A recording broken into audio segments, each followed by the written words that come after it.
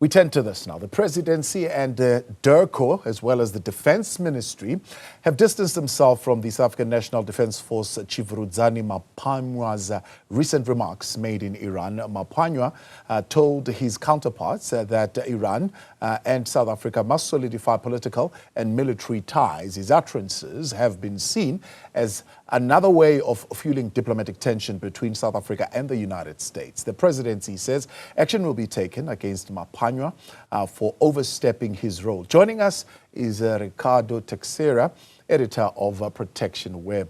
Ricardo, good to have you, and thank you very much for coming on this afternoon. And I see your sister publication, Protectionweb, is indicating that the chief of the South African Defence Force is back in the country. I think he was attending some event earlier today. I mean, did you get to speak to him? How is his posture and attitude to what's being reported broadly? Thank you very much for having me.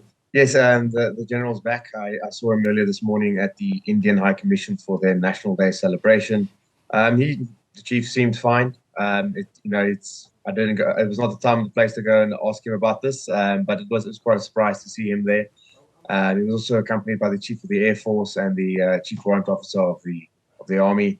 And it's unusual to normally. It's an unspoken rule, really, that generals and chiefs of the Defence Force do not talk about politics. And it's quite ironic as well, because a few weeks ago in the previous publication of the SA Soldier magazine, the chief of the Defence Force had a piece in there about how disciplined soldiers do not get involved in politics. And so, this is a very precarious situation. And he in my opinion, and in the opinion of many others, he went very far in overstepping his limits here. I mean, he is a four-star decorated general, if you like.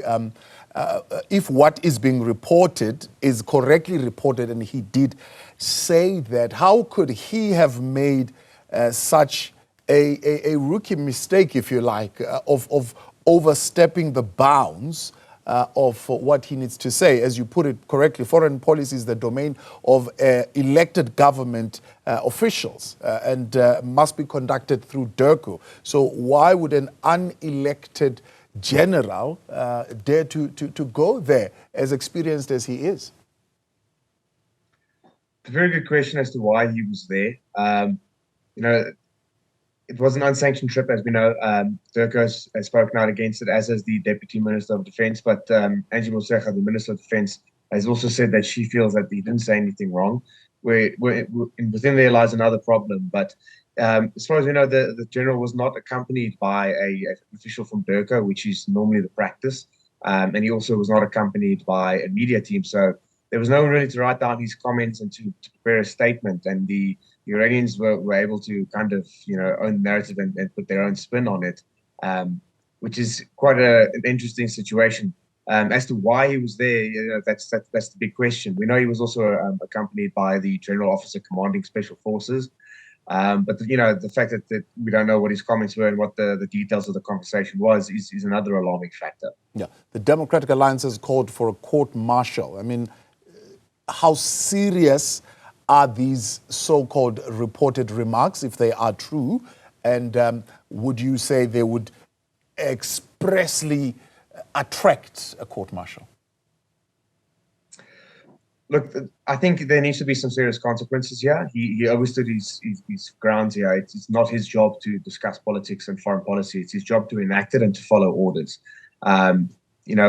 This was a very clear breach of his area of responsibility. So I think a court martial is not necessarily far off. There definitely needs to be consequences. He can be relieved of command by the president. So there's that option as well. But a court martial would be interesting, because he would outrank pretty much everyone there. But there is a famous saying that it's necessary to court martial an admiral every now and again, just to keep the others in line. I think there needs to be some serious consequence management within the South African National Defence Force, and that has been something that has been absent for a very long time. And so for the general to be dismissed, I think he's not out of line here. There needs to be some serious accountability within the leadership of the South African National Defence Force. Yeah. How much does he still have to serve as far as his term is concerned? He has until he's 65. That's the general practice with the contracts within the Defence Force. So whenever that would be, but I understand, that there is preparations on the way for would be a successor. He's coming towards the end of it. I think he has. I'm not 100% sure, but he's got more than a year left. But it is time for a new leadership within the Defence Force. There's something that many people forget, and it is becoming increasingly important in the environment South Africa finds itself in now, and the world as well, is that countries need allies, and we need a defense force that is aware of that. I mean, our defense force openly, the Department of Defense, like to say that they contribute to silencing the guns, but the guns have gotten nothing but louder. And if we're in a situation where we are going to need help, I guarantee you the Iranians, the Chinese, and the Russians are not going to come and help us, and neither are the Americans.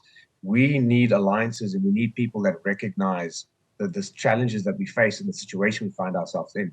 So there needs to, there needs to be consequence management, but there also needs to be a change of leadership, because we are entering some very, very rough waters, and it is time we have leaders that recognize that and can guide us through it.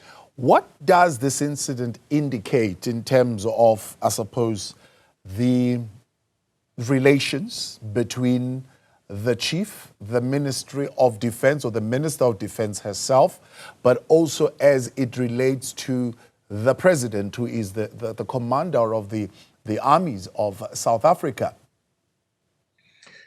Clearly, there's a breakdown in communication. I mean, the Deputy Minister of Defense didn't know he was going, Durko didn't know he was going, and the President didn't know he was going. So there's clearly, Reddy Tladi said it's very, very, very well, that the left hand doesn't know what the right hand is doing. There is a complete breakdown in interdepartmental and intra-departmental communication.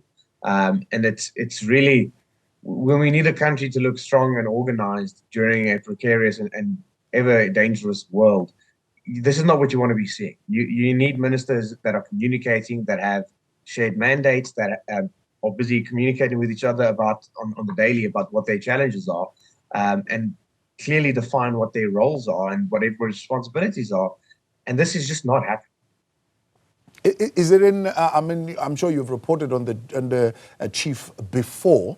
I mean, is it in keeping with his character? Has he ever, in his term and being in the South African National Defence Force, behaved in a manner that I suppose is not aligned to the broader imperatives of the country? He's walked a very fine line. He's made previous trips that have been contentious. He accompanied the minister to Russia. He's gone to China as well, but he's also gone to Japan, and he's previously been very clear about the role of the defense force. But it was something that was quite surprising and something that was out of character, but something that definitely shouldn't have happened. All right, that's Ricardo Teixeira there, editor of Protectionweb. I appreciate your time, and thank you very much for coming on there. Ricardo, I saw the chief of the South African National Defence Force earlier on attending an event at the Indian High Commission there. Not enough time, I suppose, to put some questions to him, but we are told the president is quite keen on hearing from the chief of the South African National Defence Force.